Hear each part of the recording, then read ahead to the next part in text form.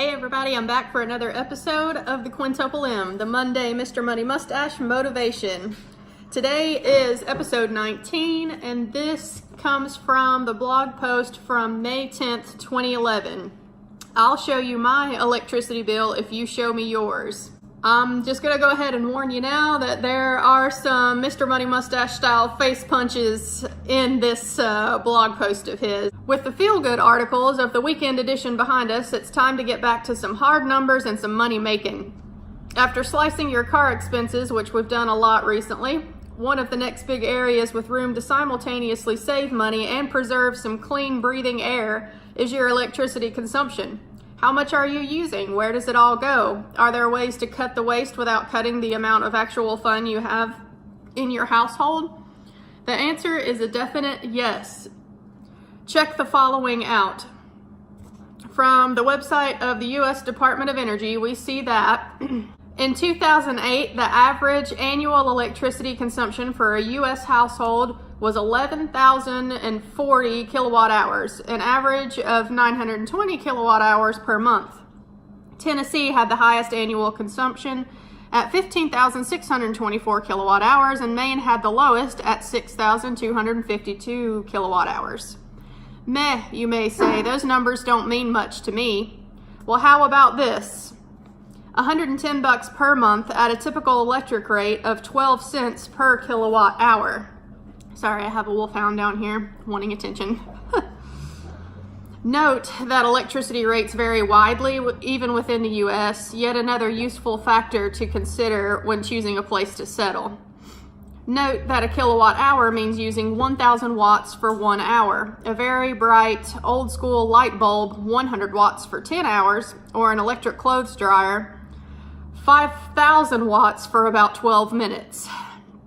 Yet here in the Mr. Money Mustache household, I just looked back at the past year's electric bills and did some math. Our average is 299 kilowatt hours per month, less than 1/3 of the U.S. average. This surprised me because I have a pretty big house, 2,600 square feet, a family of 3, a big shiny double door fridge, very nice lighting, and we cook and work at home. Computers and dishwasher get used almost every day. I also use lots of power tools and even do the occasional electric welding here. Why do other people use 3 times as much electricity than I do for my admittedly luxurious lifestyle? Using a simple energy meter and doing some calculations, I figured out that my 299 kilowatt hours are getting used up like this. Fridge, 47. Lights, 60. Dishwasher, 40, furnace blower in the winter or air conditioner in the summer, 50, computers, 36, clothes dryer, 30, tools and other unknown, 36. If the average household could get their energy use down to mustachian levels, they would save about $75 a month or $13,725 every 10 years, including compounding. So how can they do it? I believe the big 3 would be these things. Clothes drying. Your dryer is the biggest energy hog in the house. It costs 60 cents per hour to run it, which sounds cheap unless you're one of those fools who do 2 loads of laundry per day, in which case you burn $39 per month versus the Mr. Money Mustache family's $3.60. We accomplish this by doing only about 2 loads per week. You only need to wash clothes, sheets, or towels if they actually look or smell unusual. Otherwise, just hang them up and use them again. And hanging the clothes to dry most of the time, saving the dryer only for things that are annoying or time-consuming to hang, like huge armloads of socks and underwear. Start hanging up your pants and shirts. I'm not accepting excuses on this one. Yeah. You have plenty of free time now that you've canceled your cable TV. Face punch 1. Number 2, lighting. This seems amazing to me, but many people still use old-fashioned incandescent lights in their house. Tons of them. These things are stupid. All capital letters there. If you're one of these people, get up from your chair right now. Take out all your ridiculous bulbs and smash them. Put in LED bulbs in all fixtures. Basic screw-in bulbs cost only about $1.50 each, and they save you about $8.23 per year each. That is a 549% annual return on investment. And you can easily get dimmable versions if needed. Go change all the bulbs right now, then punch yourself in the face once for each incandescent bulb you are still using now in the year 2011, more than 10 years since CFLs became available. Okay. Then come back to your computer and finish reading this article. Welcome back. Remember to turn off the lights you're not using as well. Duh. And number 3, air conditioning. This costs 35 to 60 cents per hour that you run it. If you go crazy with it, you can burn $100 or more per month.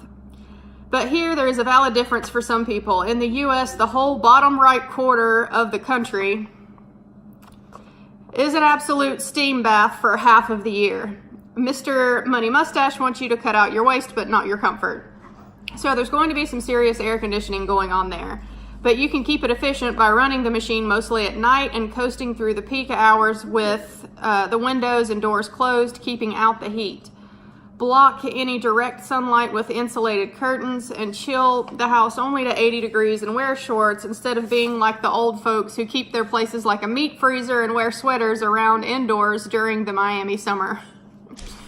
And for the rest of us, like my beloved neighbors here in Colorado who are already using their air conditioning all around me, use the climate to your advantage. If it is cool at night, open the windows up entirely and use a window fan or whole house fan to blow out hot air all night while you sleep.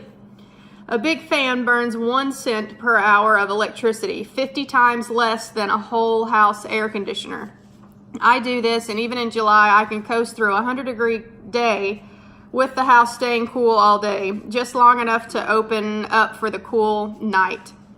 If you hit those big 3, an average person should be able to at least cut the bill in half. And there you go, another 13 grand or so towards your retirement 10 years from now. Amazing, isn't it? Woo, Lord.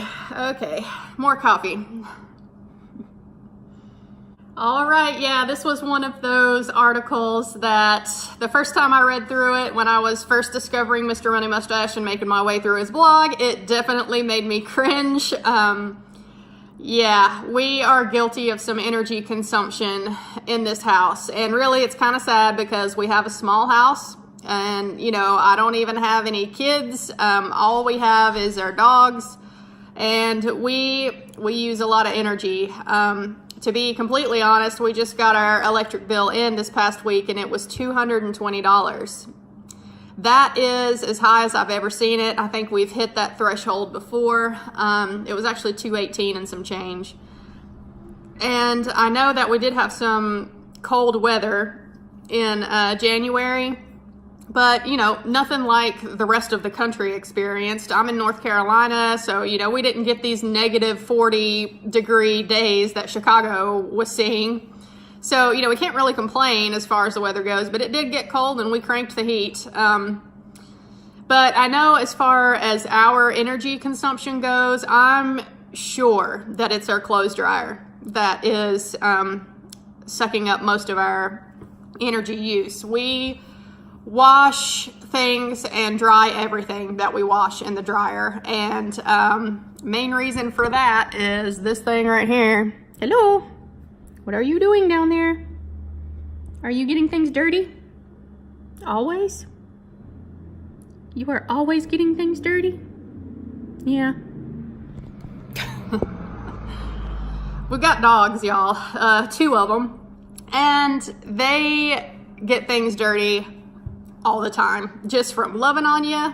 That one is a little bit drooly on occasion and messy with his kibbles. We vacuum almost every day in this house, and we have tile floors. You would think they would stay a lot cleaner than they do, but they don't. We vacuum all the time. And yeah, so I mean, our couch, the cushions, we can unzipper those and put the covers in the wash and the dryer, and we do that every once in a while. All their dog bedding, all of our clothes, just from them loving on us. Yeah, we do laundry a lot here, and everything goes in the dryer.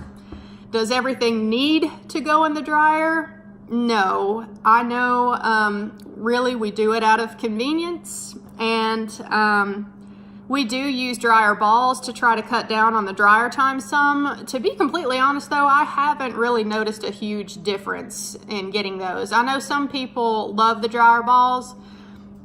We tried them, and I mean, we're still using them just to, you know, try to help somewhat if they do. But really, I haven't noticed a big difference using those things. So I don't know. Your mileage may vary though. But yeah, it's definitely the dryer that is sucking up most of our power. Our light bulbs here, he was talking about incandescent bulbs versus the LEDs. We do not use any incandescent bulbs, so thankfully I did not have to face punch myself on that one.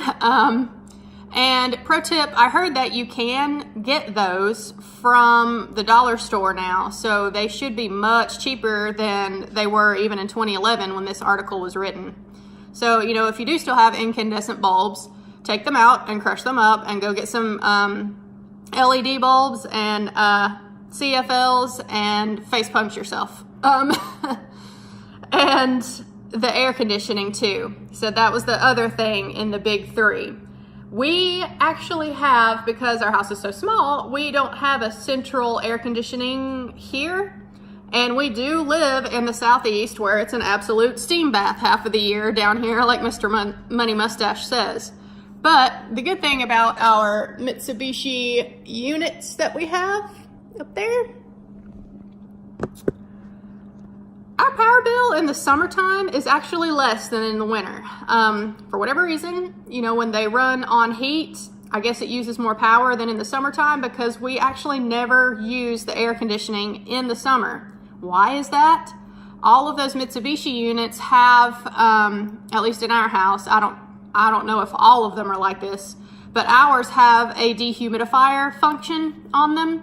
And that's what we run in the summertime. And when they're left on dehumidify, the house gets cold. I mean, not just cool, it gets cold and it stays dry inside.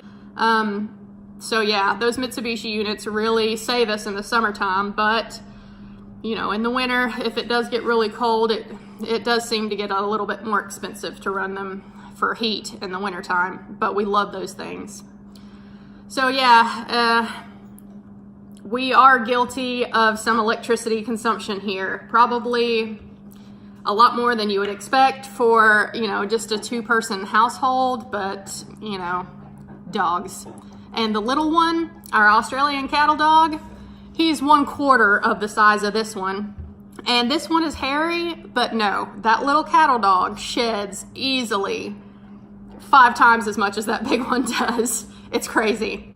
Let me know down below, do you guys use your dryer for all of your clothes washing, or do you hang stuff up?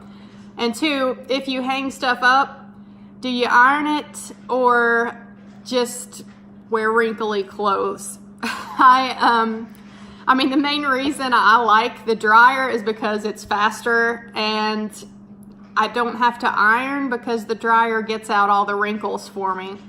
But I probably should look into getting an iron and saving money if I really want to go hardcore Mustachian and save as much money as possible and retire early. And really, I probably should look into getting an iron and start just sucking it up and ironing clothes, because unlike some people on this fire path, I am on a middle-class income. I'm not a 6-figure earner, so, you know, learning to be frugal is going to be a key part of me reaching financial independence, because I just don't have a huge income to work with.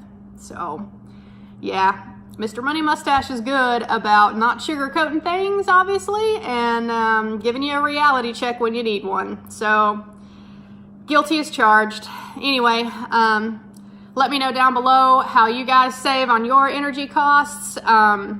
You know, I'm always looking for tips. Right now, I do try to unplug things that I'm not using. I know that's a huge thing. And let me know down below, do you use your dryer all the time, or do you actually iron stuff? If you iron stuff, good on you. Way to go. And I will see y'all in my next video. Thanks for watching. Bye.